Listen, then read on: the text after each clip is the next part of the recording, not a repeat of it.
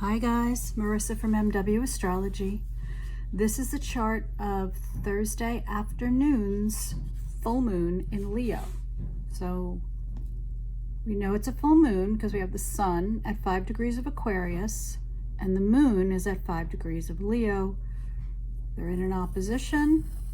The light of the sun is shining and illuminating the moon. And the moon, as we know, deals with emotional needs, unconscious, things that are below the surface. And when the sun's light shines upon it every month, there is a full moon, usually in a different sign. But when the light of the sun, consciousness, awareness, illuminates the moon, those emotions, those needs come up to be noticed, to be addressed, to be dealt with. And so this full moon is occurring along the Leo-Aquarius axis. So it's about balancing these two polarities, right? And so Leo is the fixed fire sign. It's idealistic. But with Leo, we're dealing with personal power. We're dealing with leadership.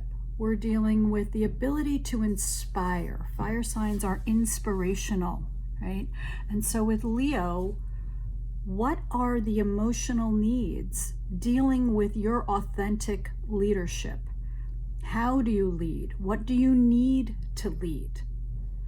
These are the types of things that are coming up. Leo is an inspired and inspiring leader. Leo energy is very warm and engaging. Leo, people want to be around Leo. They're fun. They're charismatic. So we're dealing with these emotional needs related to your authenticity, related to your warmth, related to how you adhere to your moral and ethical code, because Leo, as a leader, is always guided by the highest moral and ethical code. There's something internal that they relate to and that they use as a North Star. The sun in Aquarius, because we are in Aquarius season now, the sun in Aquarius is then saying, okay, once you establish, once you become aware of, number one, what's guiding you, and the emotions attached to being a leader, to being seen, to showing up as your most authentic and inspiring self in whatever realm that you're going to do that in, right? How are you going to share this with the collective? Aquarius is the fixed air sign. It deals with the vision of humanity as a whole. How are we going to take personal and apply it into the collective? How are you going to take your place in the circle, right, and contribute to improving life for the planet? And that's not an understatement, because Aquarius is that very, very visionary sign. It sees a better world. It honors the uniqueness of each individual, and it wants to support that. So Aquarius tends to look at things in a very, very unconventional way. Some might say even eccentric. But don't shut down those awarenesses or those insights or that perspective, because it might be a little bit higher. It might be a little more futuristic.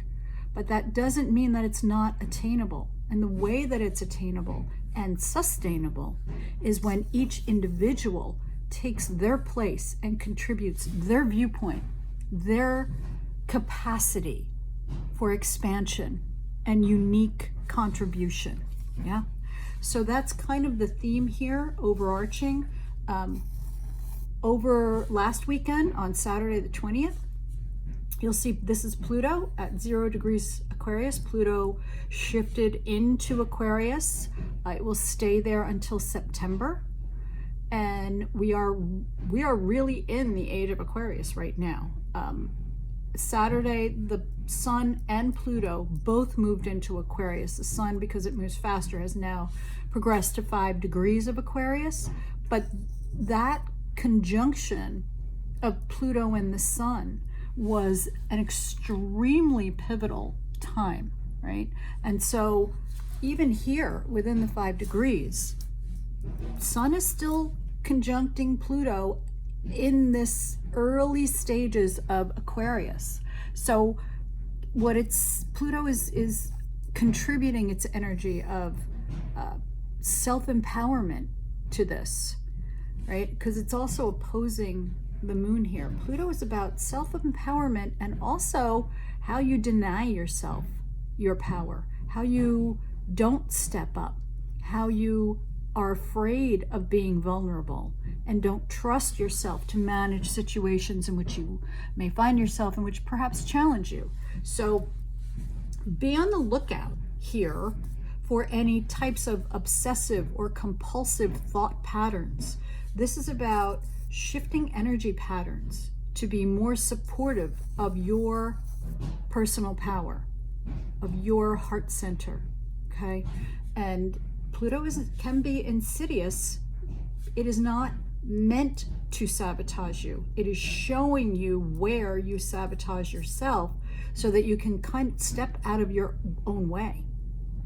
Build a different pathway to something that is way more reflective of who you actually are. You want to have the purpose and the vision, because with this Aquarian energy, there's a lot of rebelliousness against what is. Aquarius sees what is not working, sees where things are unfair, sees to the future of what could be. And if it doesn't have a direction, if it doesn't have the heart of the Leo energy guiding it, integrating it, then Aquarius can be quite a destructive force. The last time Pluto was in Aquarius was during the American Revolution, the French Revolution. It was in the late 1700s, and it was a lot of tearing down of structures that were not fair, were not working. But it was also, on the other hand, addressing the desires to move forward, addressing a vision of a world that worked better for everyone, right? And so that's on a macro level. That's also going to be on your own personal micro level. So what are your patterns that are coming up that undermine you? And then the only other thing is, when we're dealing with Leo here, Leo is fun.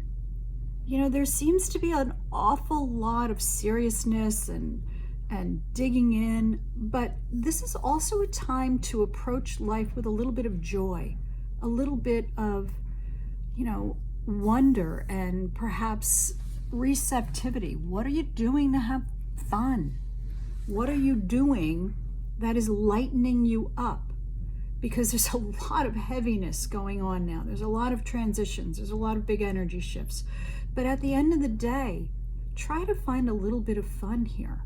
Try to find something that's easy, that allows you joy.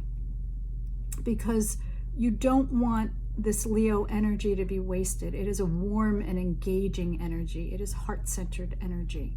And so take a step back, take a breath once in a while when things seem to be very overwhelming, and allow yourself some moments of being delighted. The warning here is that we have the infamous T-square. So Jupiter is at 6 Taurus, making 90 degrees to the moon and the sun. Jupiter is forming that T-square. And so part of the challenge is to now, when you get this awareness of the vision, of your authenticity, of your leadership capacities, where you want to spend your focus as far as destiny and inspiration, right? How are you going to expand your view of how to use your resources? Jupiter is more of, expansion of, and Taurus is resources. Jupiter's been moving through Taurus for about a year now. Uranus is still there, shaking things up as far as the practicalities of how to apply these insights. Okay. What resources do you have? How can they be used in order to support your growth? Because this is a T-square, there's going to be an element of frustration. There's going to be an element of challenge. It's going to require a different approach. So look to it in terms of using resources properly, and don't underestimate what constitutes a resource. A lot of times we're looking at material things, but time is a resource. Inspiration is a resource. Imagination is a resource. Learning is a resource. So it's a good time to inventory your resources, and how are you going to utilize them? And how are you going to contribute, right? The way we work with T-squares is to develop the characteristics of the sign opposite the planet doing the squaring. That would be Scorpio. So here it is. How do I use my power? How do I use my ability to be intimate with my significant others, to share myself completely, to be seen, right? And so again, it speaks to the authenticity of the emotions and the desires of being seen. What's the vision? How do I empower myself? How do I disempower myself? What can I work with? And how can I use it in order to support both myself and my significant others, but make a contribution? So a lot of stuff going on. This is a big year, but you know what? You got this. You got this. And don't forget, look for the delight. Take good care of yourselves.